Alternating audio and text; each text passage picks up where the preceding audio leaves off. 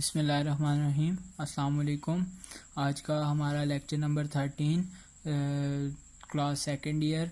हमारा जो operating system का चैप्टर चल रहा है वही कंटिन्यू है और हम टाइप्स ऑफ ऑपरेटिंग सिस्टम पढ़ रहे हैं। और ये आज की जो हमारे पास ये जो हमारे पास एम्बेडेड ऑपरेटिंग सिस्टम है, ये एक बहुत ही पावरफुल कॉन्सेप्ट है आज के दौर में।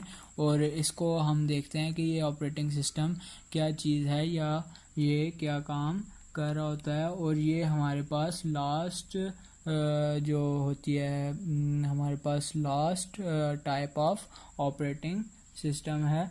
और इसकी जो एम्बेडेड ऑपरेटिंग सिस्टम को समझने से पहले हम थोड़ा सा एम्बेडेड सिस्टम को समझते हैं।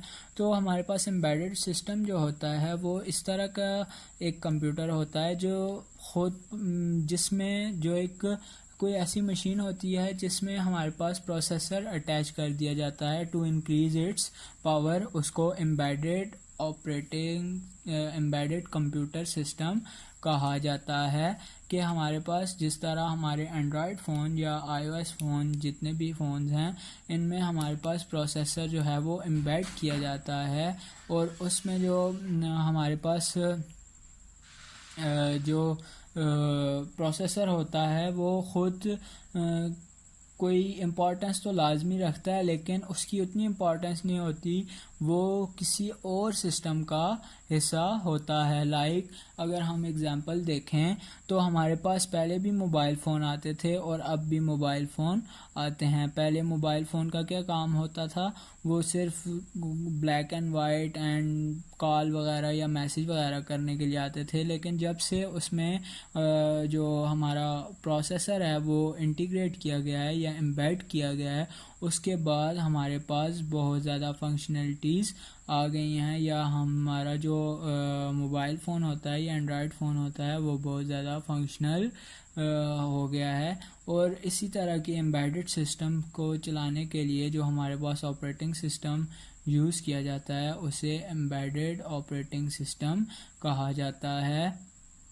और ये जो हमारे पास ऑपरेटिंग सिस्टम होता है ये उस एम्बेडेड कंप्यूटर सिस्टम में लाजमी इंस्टॉल होना चाहिए। अदरवाइज़ ये हमारे पास कोई भी वो जो होता है हमारा जो सिस्टम होता है या कंप्यूटर सिस्टम होता है वो कोई भी काम नहीं कर सकता। और ये ज़्यादातर ऑपरेटिंग सिस्टम जो होता है वो PDAs मतलब पर्सनल डिजिटल असिस्टेंट जो कि हमारे पास ख़ुद कुछ थोड़े से ख़ुद मुख्तार होते हैं, जिनको हमारी कमांड्स जो होती हैं वो चला रही होती हैं, उनमें यूज़ किया जाता है। और इसके अलावा भी इसका यूज़ बहुत ज़्यादा किया जाता है। और ये ज़्यादातर रोबोट्स वगैरह एंड यहाँ पे भी रोबोटिक्स में भी ये इस्तेमाल होता है एम्बेडेड ऑपरेटिंग सिस्टम, क्योंकि यहाँ पे एम्बेडेड कंप्यूटर सिस्टम की एक फील्ड है रोबोटिक्स। और इस तरह से बहुत ज़्यादा काफ़ी ज़्यादा इसकी और भी फील्ड्स हैं। तो हमारे पास जो मेन जो आजकल हमारे पास आ रहा है वो है हम कहें कि हमारा जो मोबाइल फ़ोन है वो एम्बेडेड ऑपरेटिंग सिस्टम को रन कर रहा है। तो बिल्कुल वो एक एम्बेडेड ऑपरेटिंग सिस्टम को रन कर रहा है, क्योंकि हमारा मोबाइल फ़ोन हमारा एंड्रॉयड फ़ोन एक एम्बेडेड कंप्यूटर सिस्टम है।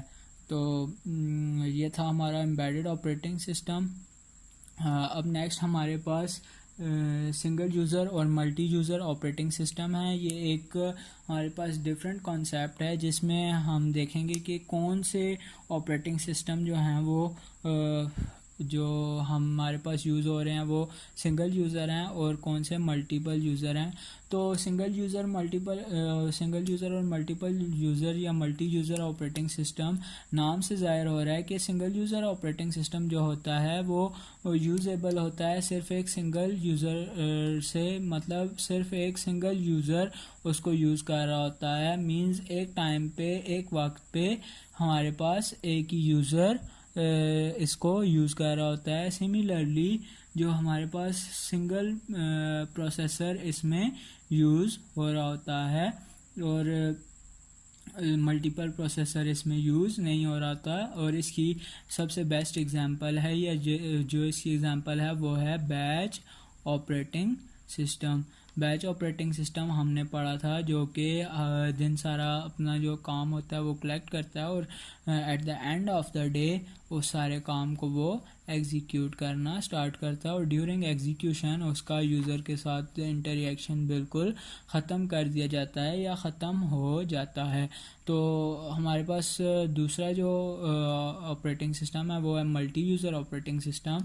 और हमारे पास सिवाय बैच ऑपरेटिंग सिस्टम के बाकी सारे ही ऑपरेटिंग सिस्टम जो होते हैं वो मल्टी यूज़र ऑपरेटिंग सिस्टम होते हैं। ऑन द अदर हैंड हमारे पास जो नेक्स्ट ऑपरेटिंग सिस्टम है वो मल्टी यूज़र ऑपरेटिंग सिस्टम है।